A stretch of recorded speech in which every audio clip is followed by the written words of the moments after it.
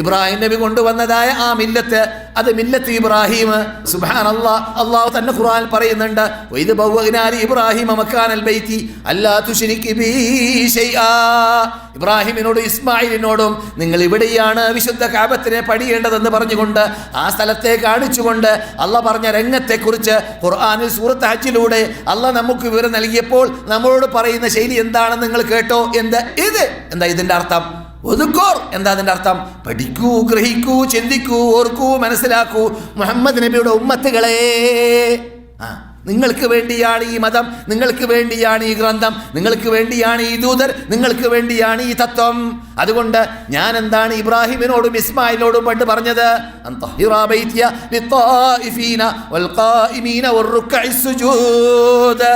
വിശുദ്ധ കഅബയെ തവാഫ് ചെയ്യുന്നവർക്ക് വേണ്ടി, ഇഅ്തികാഫിരിക്കുന്നവർക്ക് വേണ്ടി, നമസ്കരിക്കുന്നവർക്ക് വേണ്ടി, അതിൻ്റെ മുമ്പിൽ നിന്നുകൊണ്ട് അള്ളാഹനെ ആരാധിക്കുന്നവർക്ക് വേണ്ടി, അള്ളാഹ് കഅബയെ ആദരിക്കുന്നവർക്ക് വേണ്ടി നിങ്ങൾ എന്ത് ചെയ്യണം? ആ കഅബയെ ശിർക്ക് നിർമാർജന വീടായി നിങ്ങൾ സ്ഥാപിക്കണം. നിങ്ങളടക്കം ഇബ്രാഹിമേ, ആ കഅബത്തിന്റെ പരിസരത്തിൽ ശിർക്ക് ചെയ്താൽ നരകത്തിൽ പോകേണ്ടി വരും. ജിബ്രീലടക്കമുള്ള മലക്കുകളോട് അള്ളാഹ് ഖുർആനിൽ പറയുന്ന ശൈലിയാണത്. മലക്കുകളെ, നിങ്ങൾ അള്ളാഹുനെയല്ല ആരാധിച്ചതെങ്കിൽ, അള്ളാഹുനെയല്ല വിളിച്ച് പ്രാർത്ഥിച്ചതെങ്കിൽ നിങ്ങളെ ഞാൻ നരകത്തിൽ കടത്തുക തന്നെ ചെയ്യും. അപ്രകാരം തന്നെ സാറോ നബിമാരോടും അള്ളാഹ് അത് പറഞ്ഞു. അക്കൂട്ടത്തിൽ നബിമാരുടെ നേതാവായ നബിയുനാ മുഹമ്മദ് റസൂലുള്ളാഹിയോട് നേർക്ക് നേരെ പറയുന്ന ശൈലി നാം പലപ്പോഴും കേട്ടതാണ്.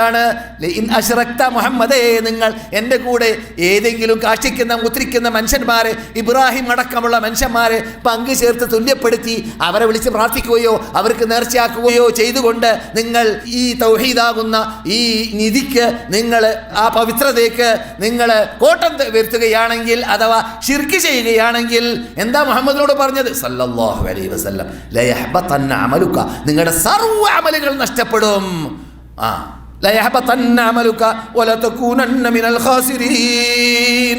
നിങ്ങൾ മഹാപകടത്തിലും നഷ്ടത്തിലും നാശത്തിലും പെടും മുഹമ്മദേ.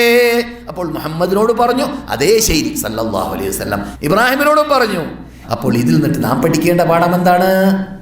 നാം ഇപ്പോൾ തറവാട് മുസ്ലിം, കാനേഷ്മാര് മുസ്ലിങ്ങളാവരുത്, ജനറൽ സർട്ടിഫിക്കറ്റ് മുസ്ലിങ്ങളാവരുത്, തറവാട് മുസ്ലിം അങ്ങനെ തന്നെ സംരക്ഷിച്ച് നാം സ്വർണം പോലെ, പവിഴം പോലെ, മുത്തുപോലെ, മാണിക്യം പോലെ പോരാ, പിന്നെയോ ജീവൻ പോലെ സംരക്ഷിക്കുക നമ്മുടെ കൂടെയുള്ള വിശ്വാസത്തെ.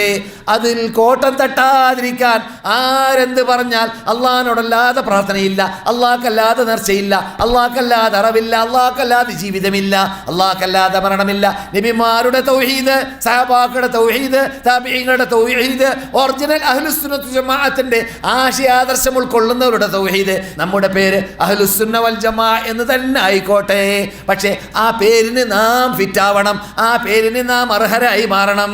അതിന് അല്ലാഹു തൗഫീഖ് നൽകട്ടെ.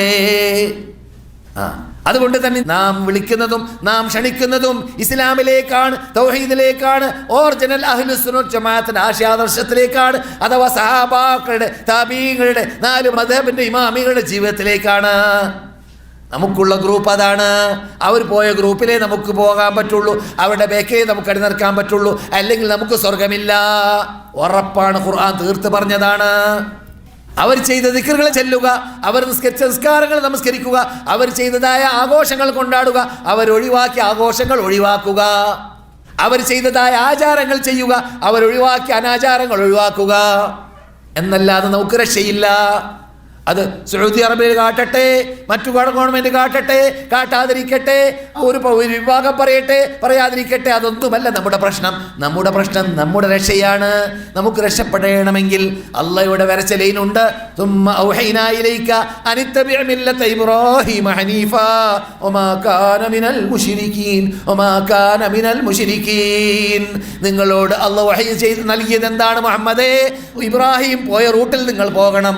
ഇബ്രാഹിമിന്റെ റൂട്ട് ഏതാണ്? ശിർക്ക് ചെയ്യുന്നവരുടെ റൂട്ടല്ല.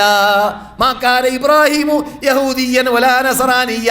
ഇബ്രാഹിം ഒരിക്കലും ജൂതനല്ലായിരുന്നു, ക്രിസ്ത്യനുമല്ലായിരുന്നു. വലാകിൻ കാന ഹനീഫൻ മുസ്ലിമാ. അദ്ദേഹം നിഷ്കളങ്കനായി അള്ളാഹുവിനെ മാത്രം ആരാധിക്കുന്ന, വിളിച്ച് പ്രാർത്ഥിക്കുന്ന ഒരു മഹാശക്തിയായിരുന്നു, വ്യക്തിയായിരുന്നു. അതുകൊണ്ട് തന്നെ ഇബ്രാഹിം നബി അലൈഹി ഇസ്ലാമിനെ കുറിച്ച് ഉമ്മ എന്ന അള്ളാഹ് പറഞ്ഞത്. കാന ഉമ്മതൻ ഖാനിതൻ ലില്ലാഹി ഹനീഫൻ മുസ്ലിമൻ വമാ കാന മിനൽ മുശ്രിക്കീൻ. അദ്ദേഹം ഒരു വ്യക്തിയാണെങ്കിലും അള്ളാഹുവിനെ കുറിച്ച് എന്താ പറഞ്ഞത്? സമൂഹം ചെയ്യേണ്ട ജോലിയാണ് അദ്ദേഹം ചെയ്തത്.